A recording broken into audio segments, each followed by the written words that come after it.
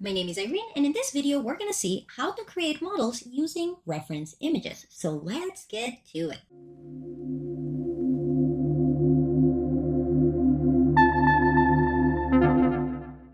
Alright, so I'm in my Sketchup file, and what I'm going to be doing is using this reference image of a baluster. It is very important to understand what formats you're allowed to import when you're working with Sketchup. So if you're unsure, the easiest way to figure it out is by going to File, Import, and then you are going to go down here in the bottom right corner and expand. And this is basically going to give you the full list of importing options for SketchUp. What I want to point out here is that when it comes to image files, you can work with the standard ones. So this is going to be JPEG, PNG, and TIFF. I want to also point out the fact that you cannot import PDF files. So if the reference drawings that you're working with are coming in a PDF file, you're going to have to first convert that PDF file into an image, and then you're going to import that into SketchUp. But with that out of the way, let's start by bringing in our image. Now, the one that I'm going to be working with is this guy over here, and the format is PNG. So I'm going to select it. You're going to see that there's not a lot of options when it comes to importing images, except how the image will be used. So SketchUp gives you three options: image, texture, and new match photo. We're going to ignore texture and match photo, and we're just going to go with image for the time being. And I'm going to click import. So the first thing that we need to do is place our image. And one thing that I want to highlight is the fact that your image will respond to working planes. Now, I think I've mentioned this in one of my previous videos, but your default working plane is the ground. That basically means that when you're drawing things in SketchUp, they're being drawn on the red-green axis, or your XY axis, parallel to your blue axis. But you can actually change that, and you can change it two different ways. One is by orbiting around. So if I get on a more kind of like front view perspective, you're going to see that, see, now my image has flipped. It has changed the working plane. But obviously this can be a little bit annoying. You kind of have to finagle your way into the correct working plane, which is why the easiest way to change the position of your image is to do it using the standard views. Now, if you remember from previous videos, I already set up my standard views on my toolbar. So all I need to do is click on my front view, and there you go. See, now it's aligned with the front view. If I go to my right view, that's aligned with my right view. If I go to my top view, aligned with my top view. As I've said in previous videos, whenever you are drawing, you want to make sure that the first thing that you do is set up your working plane. Now, because this is a baluster, it is an elevated geometry. So I'm going to go to my front view, and now I'm going to click to place it. Now, where you click doesn't really matter. You can always move it afterwards. So I'm just going to click in the origin. And the next thing that you're going to notice is that I have to click a second time to establish the scale. And having to do this should be ringing some alarm bells in your head, because what this means is that image files are not to scale by default. This is why in previous videos I've mentioned that my favorite way of working is with cat drawings, because cat drawings are to scale. Images are never going to be to scale, which means that we now need to scale this drawing after we placed it. Another problem with working with images is that you will have no inference points. Remember when we brought the cat drawing and you're able to snap your cursor to the corners or midpoints or edges or whatnot? Well, if I try to do that with my reference image, I'm going to get nothing. It's just going to tell me you are on a face. And that is because the reference lines that we're working with in an image are pixels versus the reference lines that we get in a cat drawing, which are vectors. Vector lines carry information. So we have two problems here. We need to scale this image, and then we need to be aware of the fact that there's no inference points, which is going to bring me to a very important consideration. Reference images are never going to be 100% accurate, unless literally every line and point in the image has been dimensioned, and then you're just following those dimensions. When you're working with reference images, you're going to be working with approximations, which is why it's very important to understand that you should not be using images for things where accurate dimensions are necessary. On the other hand, if I'm working with this perfect example of a baluster, I'm not the one designing the baluster, so I'm not necessarily concerned with making sure that every little angle and detail of this baluster is perfect. All I care about is that my main dimensions, so that is the width and the height, are accurate. The rest is, as long as it looks good, it looks good. Okay, so with that information out of the way, the first thing that we're gonna do is scale this image. So unfortunately, we cannot just use the scale command, quick key S, because that is going to allow us to scale the entire image. You can't really just use the scale tool. So instead, what we're gonna do is we're gonna use the measuring tape. Yes, the measuring tape is the unsung hero of SketchUp. You can do so many things with it. So one of the things that you can do is actually scale things. Now, the way that this is going to work is the following. In order for me to scale this baluster, I need to create reference points. Technically speaking, you don't have to do it, but I usually like to create those inference points just because it makes things a little bit more easier to understand and more easier to work with, but you don't necessarily need to create that line. Again, I'm gonna do it here just to make things easier. So what I want to do here is pick one of these reference dimensions. So we have either the height of the baluster or the width of the baluster, and I'm gonna draw that distance within the drawing. So I'm not drawing a 52 centimeter line. I'm just drawing a line that covers the height of the baluster. So I'm going to start here at the bottom. And again, as you can see, there is no inference point. And if I zoom in a lot, you're going to see that it's just nothingness. So try to be as close to the center as possible, but don't sweat it too much. So I'm going to click here, and then I'm just going to go up, and I'm going to say, well, let's say that my baluster ends there. Okay. So this is going to be the image that I want to scale and the reference line that we're going to be using. But before I go on to scale my image, I want to show you a little phenomena that you're going to have to be very careful around. So before I go on to scale this, I'm going to draw a rectangle, and I'm going to make that rectangle so it is 1 feet wide, 1 feet deep. And then I'm going to push pull it so it is 1 feet height. Okay, I'm going to take this guy and I'm going to convert it into a group or component, or I could leave it raw. It doesn't really matter. I'm going to turn it into a group just to be on the safe side. And now we're going to get on with scaling our image. So in order to scale an image, what you're going to do is you're going to bring in your measuring tape, quick key T, or you can find that on your large tool set on this corner, top left corner.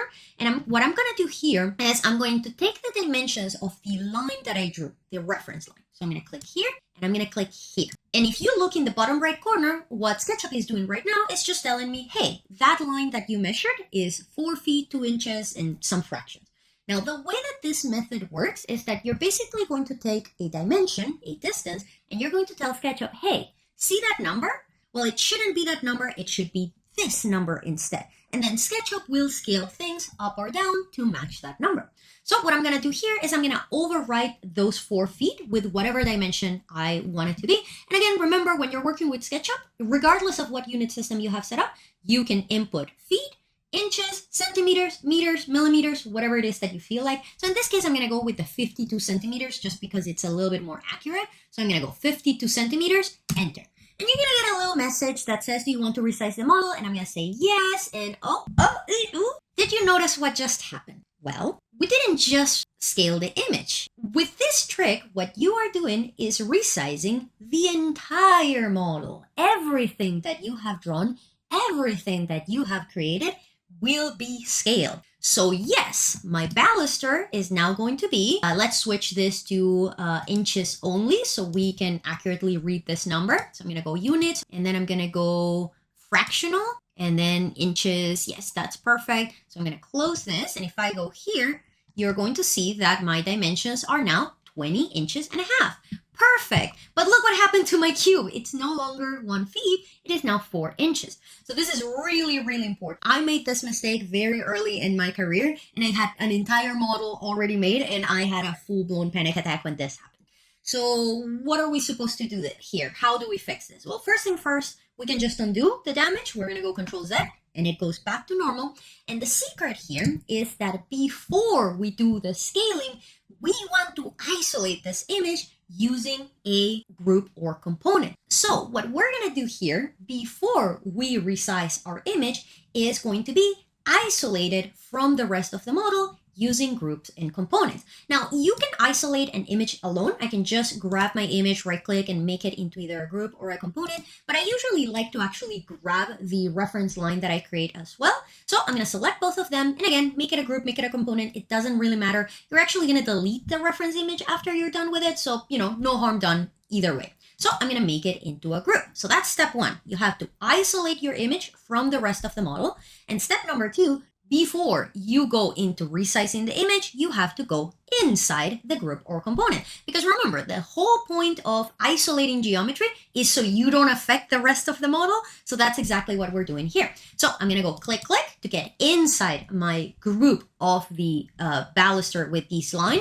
And now I'm gonna do exactly the same thing that I did before. I'm gonna click at the beginning, I'm gonna click at the end of my line, and I'm gonna go 52 centimeters, enter. And what you're gonna notice here is that the message is now different. Instead of telling me that it's going to resize the entire model, we are now going to resize the active group or component. So this is why we do that isolation.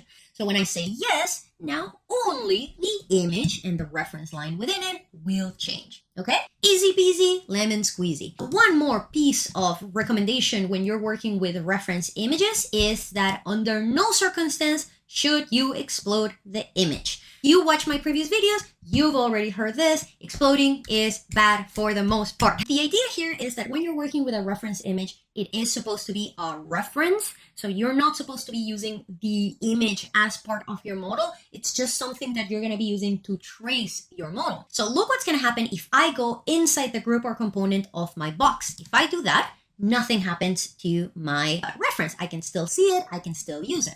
But look what's going to happen if I take that image and I explode it. So what's going to happen now is that because the image has been exploded, when I go into my group or component, the image is going to look grayed out. And in older versions of Sketchup, it may just completely disappear. So this is definitely a problem to keep into consideration, which is why my recommendation is that you never mess up with reference images. It's the same rule that I have when you're working with CAD. You don't mess up with the CAD. You just use it as a reference and then you can delete it. Now let's get on with drawing our baluster. One of the reasons that I chose the baluster, because I also want to demonstrate how we can model objects like this. So these are the kind of objects that you cannot use push-pull to model, right? Because if I just draw the profile of my baluster and I push-pull it, it's not going to be a cylindrical object. It's going to be kind of like a boxy object, right? So I'm also going to take this as an opportunity to show you how to work with follow me and profiles to model geometry. I don't need this reference image, this reference line anymore for the time being, so I'm going to delete it. And now I'm going to go back to my front view just so we can get started. So what I need to do here is I want to use follow me to model my baluster. And remember, the idea of follow me is that you have a profile face that then is going to be extruded along an axis. So what I want to do here is extrude this profile of my baluster 360 degrees, and that is going to give me a cylindrical carved object. But because I'm doing that, here's the funny thing. I don't need to model the entire profile. I only need to model half of it. So what I'm going to do here is first I'm going to find kind of like what are the boundaries of my baluster. So to do that, I can use my guidelines. So once again, I am going to bring in my measuring tape. I'm going to create one guideline here. There she is. Another guideline here. I don't like that. You may notice that I can't quite preview my guidelines always. Sometimes they seem to be disappearing, right? So if that happens to you, one easy way to solve the issue is turning X-ray vision in. So remember, X-ray vision is going to be one of the visibility settings, which you can access either on a quick access toolbar or by going to view face style, and there is my X-ray vision. So this is basically just going to make it so my guidelines are more apparent. So I'm going to create my first guideline. I'm actually going to use my reference dimensions here for my second guideline, 15 centimeters. And then see, this is what happens when we use reference images. Things will never be 100% accurate, and we just need to learn to live with that fact. So I'm gonna come here and do the same thing for the bottom and the top. So I'm gonna put this guy here at the bottom, and then we said that it was 52 centimeters for the top. That one is accurate because it's the one that I used for scaling. And now what we want to do is we want to find the midpoint of my baluster. Now what I can do here is either take these numbers and divide them by 2, or I could draw a line here at the bottom and find the midpoint. Either method is going to be fine. So what I'm going to do here is go with half of 15, which is 7.5 centimeters. And then enter, and there is kind of like my guide for my drawing. So what I'm going to do now is draw one of the halves. I'm going to choose this half because it's the one where I kind of like started my guidelines. So I'm going to go L for line, and now I can start drawing. Now you're gonna see that whatever I placed my guidelines, I'm actually gonna have inference points that I can work with. So if you want to make your life easier, you can set up even more guidelines to create more of these inference points. But again, because I'm not the person designing this baluster and I don't really have the dimensions of all of these different like details, I'm just gonna eyeball it. I'm sure it's gonna be fine. Nobody's gonna know. Nobody's gonna know. They're gonna know. So I'm gonna go line, and now I'm just going to follow the outline as closely as I can.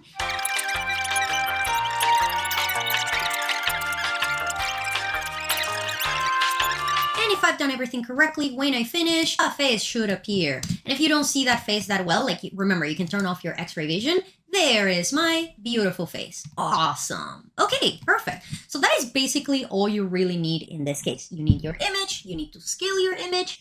You're gonna set up your guidelines to make sure that like you're following the general dimensions of the geometry, and then you're gonna draw your profile. So I no longer need neither my guidelines nor the reference image, so I can get rid of them. Remember, one easy way to delete your guidelines is going to be going to edit and delete guides, and it's gonna get rid of all of them. And then I'm also gonna get rid of my image.